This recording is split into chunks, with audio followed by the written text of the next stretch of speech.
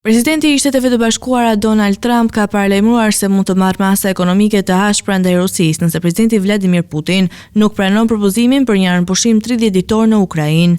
Trump deklaroi se ka mjete financiare që mund të dëmtojnë rënd ekonominë ruse, por theksoi se dëshiron të shmangë një përshkallëzim të mëtejshëm dhe të arrijë një marrëveshje paqësore.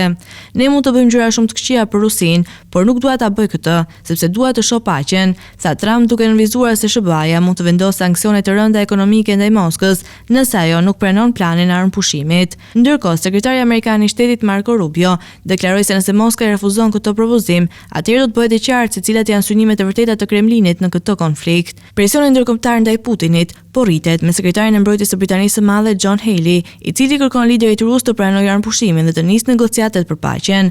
Tani topi është në fushën e Putinit, tha Healey. Nga ana tjetër, burimet brenda Kremlinit kanë thënë për agjencinë e lajmeve Reuters se është e pamundur që Rusia të pranojë armëpushimin në formën e tij aktuale. Presidenti i Ukrainës Volodymyr Zelensky ka pranuar planin e propozuar nga Shtetet e Bashkuara të Amerikës, duke e cilësuar atë si një hap të parë drejt negociatave për paqen.